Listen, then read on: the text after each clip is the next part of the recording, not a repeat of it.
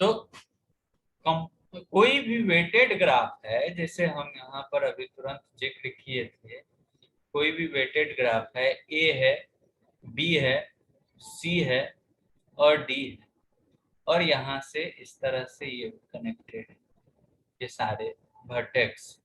इसका वेट मान लिए 10 है, इसका वेट 20 है, इसका वेट 30 है, इसका वेट 40 है और इसका वेट 45 है और इसका वेट 50। यही कहलाता है, ये क्या है, weighted graph. Weighted graph.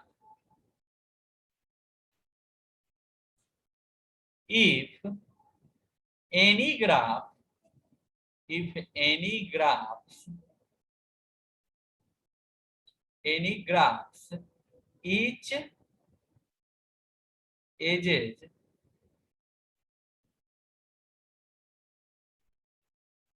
has a weight or value, that graph that graph that graph is called weighted graph. Weighted graph. अब आते हैं minimum spanning tree. Minimum spanning tree.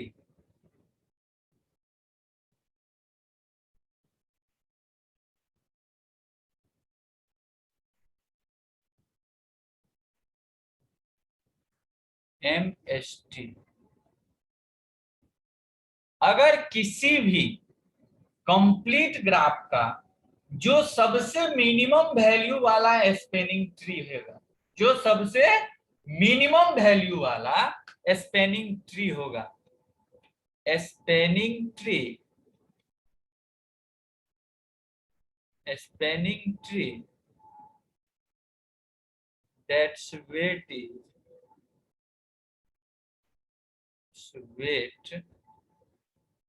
is minimum respect to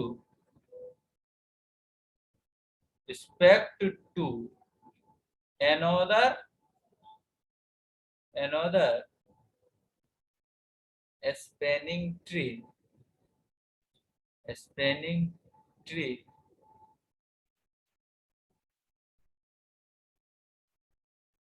of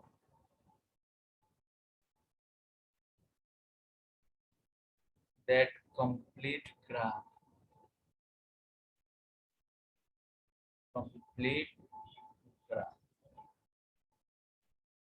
जैसे हम example में अभी तुरंत बताए थे कि अगर ये ए है, ये बी है, ये सी है और ये डी है, तो इसका वेट कितना हुआ 10, इसका वेट 20 और इसका वेट 30। सो एंड सो अगर ये ले ए बी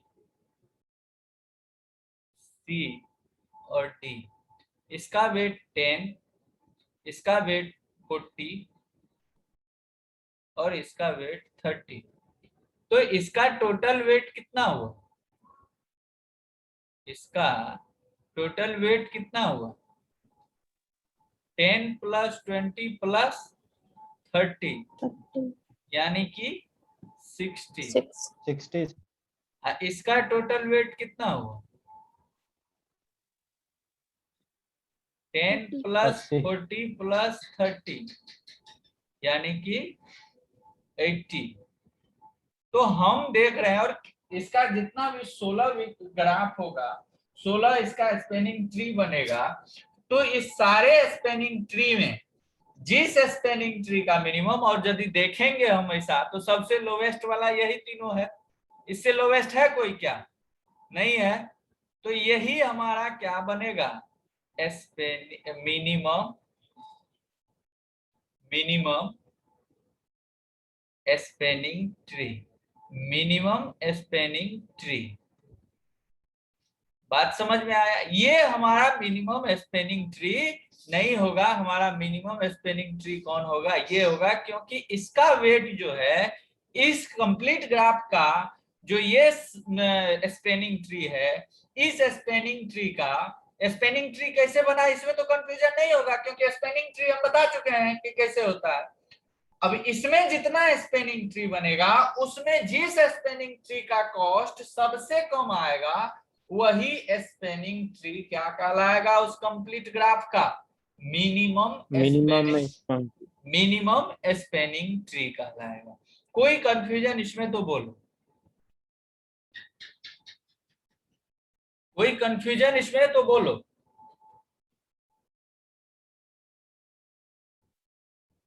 नो सर। अब कुछ पॉइंट है। अब एक चीज यहां पर ध्यान दो कि अगर ए से डी के पास जितना भी हमारा स्पेनिंग ट्री है, जितना भी स्पेनिंग ट्री है, उस स्पेनिंग ट्री में तुम ध्यान दो कि ए से डी के पास पहुंचने के लिए मैक्सिमम कितने एज का सहारा लेना पड़ेगा। कॉपी पे लिखे हो तो उसको देखो कि जितना भी स्पेनिंग ट्री है उसमें से अगर 4 वर्टेक्स का स्पेनिंग ट्री है तो मैक्सिमम कितने एज का सहारा लेना पड़ेगा? जैसे यहाँ ए से डी 3, वेरी गुड। ये एक एज ये हुआ, एक एज ये हुआ, एक एज ये हुआ। और ए से सी के बीच में पहुंचने के लिए 2 सर। 2। ए से बी के बीच में पहुंचने के लिए 2। 3। Only one. Only one. A से बी में सर, ए से बी में ओनली 1 सर। वही चीज कह रहे हैं। और ए से सी पहुंचने में 2 और ए से डी पहुंचने में 3। कोई भी ऐसा नोड है 4 वर्टेक्स वाला में जहां पर पहुंचने के लिए 4 एज का जरूरत पड़ा हो? नहीं सर, ऐसा नहीं। मैक्सिमम कितना एज का जरूरत पड़ा है? 3। मैक्सिमम 3। 3 वर्टेक्स वाला में देखो कि मैक्सिमम किसी नोड से किसी नोड पर पहुंचने में कितना जरूरत पड़ा? 2। 1 में भी पहुंच गया, लेकिन मैक्सिमम 2 से ज्यादा कहीं पर नहीं लगा। तो हम क्या इसमें समझें कि किसी भी वर्टेक्स से किसी भी वर्टेक्स पर पहुंचने के लिए maximum n-1 where n equal to number of vertex, maximum n-1 जो है सो क्या चाहिए हमको? नंबर ऑफ एजेस चाहिए पहुंचने के लिए। उससे ज्यादा नंबर ऑफ एजेस हमको नहीं चाहिए। मिनिमम हमारा 1 भी हो सकता है, 2 भी हो सकता है, 0 भी हो सकता है, लेकिन मैक्सिमम किसी वर्टेक्स से किसी वर्टेक्स पर पहुंचने के लिए क्या होना चाहिए? n-1 एज का भी जरूरत पड़ेगा। बात समझ में आया? Yes sir. Yes sir. एक बात और ध्यान में रखना है स्पेनिंग ट्री में कि किसी भी वर्टेक्स से जो है सो मिनिमम 1 जो पाथ होगा, मिनिमम 1 पाथ होगा एक वर्टेक्स से दूसरे वर्टेक्स पर जाने के।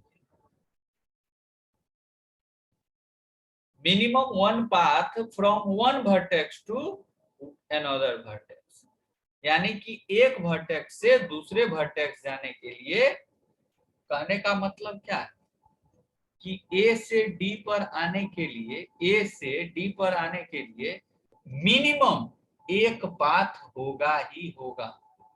2 पाथ भी हो सकता है, लेकिन मिनिमम एक पाथ। अगर एक भी पाथ नहीं हुआ तब क्या हो जाएगा? तब क्या हो जाएगा? आइसोलेट। वेरी गुड, आइसोलेट हो जाएगा। तो ये 3 पॉइंट यहां से हमको सीखने के लिए मिला। क्या?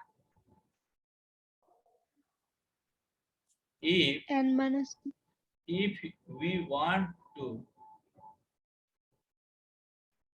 to travel one vertex to traversal भी कह सकते हैं, vertex to another vertex,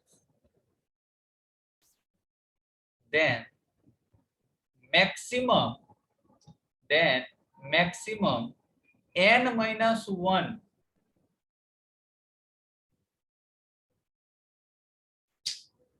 maximum n minus 1 edge will be needed. इसको अंडरलाइन कर लो बढ़िया से, where n equal to number of vertex in complete graph,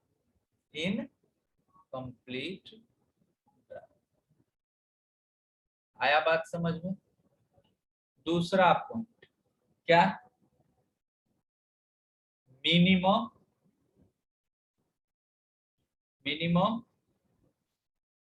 one path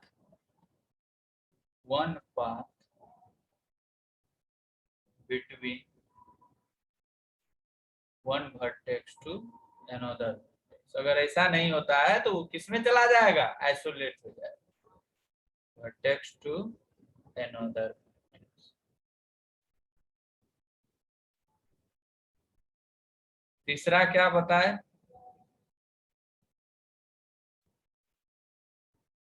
तीसरा क्या बताए,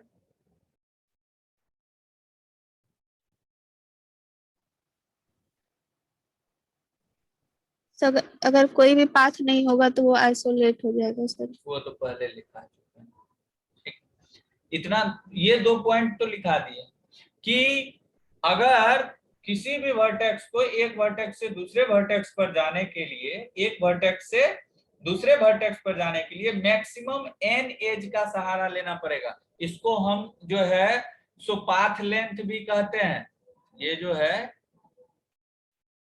इसको हम पाथ लेंथ भी कहते हैं। Path length equal to number of edges, यानी कि अगर 3 एज का जरूरत पड़ गया तो उसको हम, उसका पाथ लेंथ कितना हो जाएगा, 3 हो जाएगा। अगर 2 एज का जरूरत पड़ गया तो उसका पाथ लेंथ क्या हो जाएगा, 2 हो जाएगा। 2। क्लियर है? कोई दिक्कत है तो बोलो, नो। कोई कंफ्यूजन स्पैनिंग ट्री और मिनिमम स्पैनिंग ट्री में तो बोलो। क्लियर है सर।